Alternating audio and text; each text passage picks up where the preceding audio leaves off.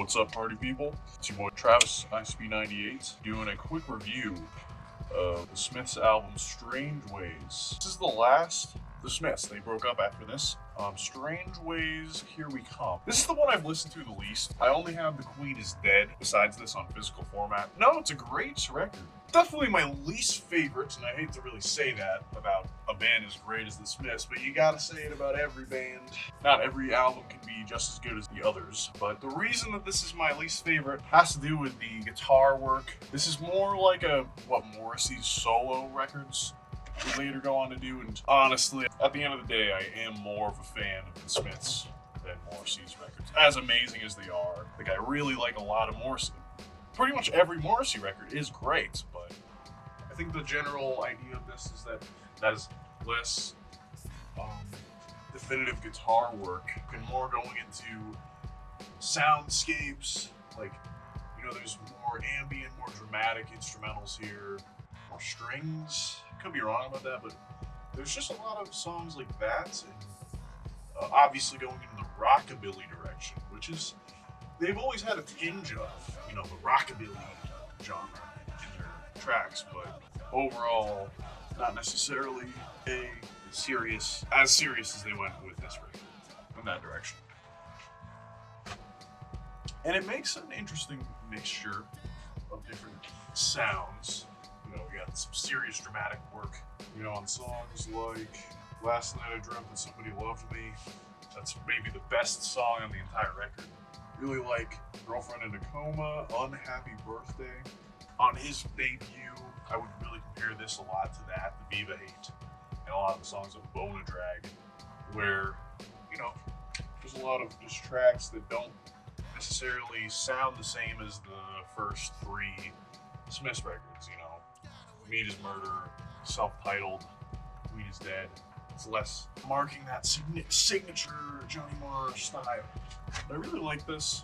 Death is a Disco Dancer is a great song. Stop Me If You Think You've Heard This One Before. Love that track. This is one of the best bands of all time. Maybe the best 80s band. Don't quote me, but I might call them the best band of that decade. So I'd probably give this a 9, maybe a 10.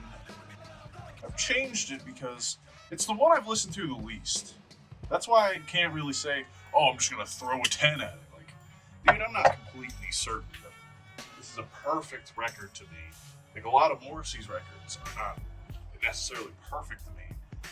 Like, Viva Hate certainly doesn't have, like, not every track is like a serious banger like that I remember for fucking ever. Like, there's a lot of only a very few number of tracks I really remember off of his records, but certainly a lot of them I do. So he has some perfect ones. Kill Uncle, that's a great one.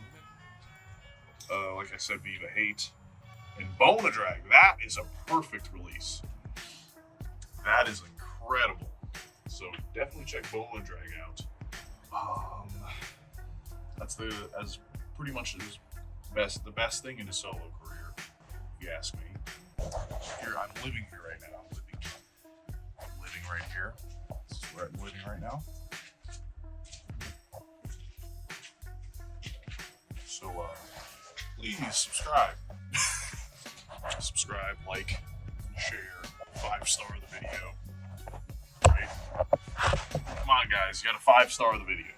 Come on, don't leave a brother hanging. The Smiths. I could talk about how, man, people really get, like, me in high school, I never liked the Smiths. I never even thought I would ever like this shit. You know, his vocals, you kind of have to be in the mood for it to at least bear his vocals, but he's good. That's not shit talk. That's not to throw anything at Morrissey. It's just, I think generally people can understand what I mean about his vocals. How they're kind of abrasive. Like, there's a reason people relate them to the punk genre. Certainly does not lie in their instrumentals. They're pretty high spirits as far as the instruments go and the riffs. You know, not all the time, but most of their songs are not exactly very punk. But he's a punk singer. This is a 9 out of 10. Check it out. Don't miss this one.